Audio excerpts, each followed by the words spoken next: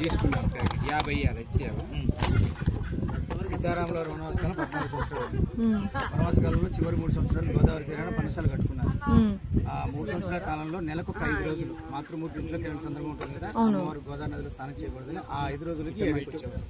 అలా మొదటగా ఇక్కడికి వచ్చినప్పుడు అమ్మవారికి నీళ్లు కానీ పశువులు కానీ ఏమి లేకపోతే 70 అడుగుల కొండకి లక్ష్మణ స్వామివారు మానసిస్తే ఆ కొండ అడ్డంగా పగిలి ఆ కొండ నుంచి పశువులు పుట్టింది. ఈ నదిలో అమ్మవారు స్నానం ఆచరించి ఆరేసుకున్న చీర, అమ్మవారు ఆరేసుకున్న కండువ, వారు భోంచేసిన పల్లెము, వారు ఆడుకున్న వాముల గుట్టలు, ఆ అమ్మవారి కోసం స్వామివారు కూర్చున్న సింహాసనము, పాదాలు, అమ్మవారు శూర్పణఖ రాక్షసి ముక్కు చిగురుకొచ్చిన ప్రదేశం.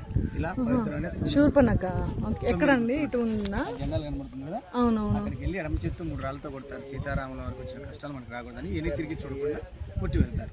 ఫస్ట్ పల్లెందనం పెట్టుకొని, కండవదనం పెట్టుకొని, చీర, వామన గుట్టలు, చేసి తీర్థం, స్వామివారి పాదాలు, అమ్మవారు బొట్టు.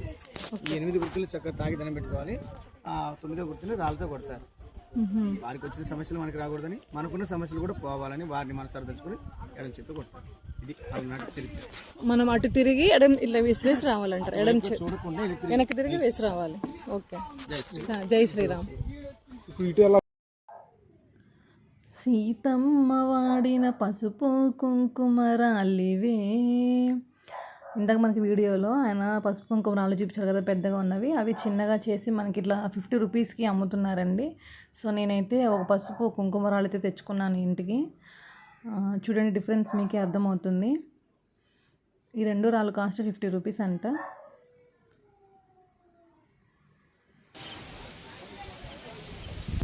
అలా కొట్టి ఆ చెట్టు అనేది అలా చచ్చిపోయింది. చచ్చిపోయినాక ఏంటంటే ఆ ముద్ద అనేది ఆ గుట్టలో ఉండిపోయింది.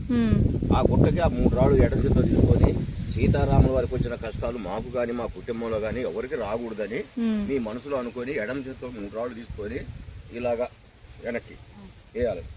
మనిషికి 10 రూపాయలు ఇచ్చి 3 రాళ్ళు తీసుకున్నామ్మా.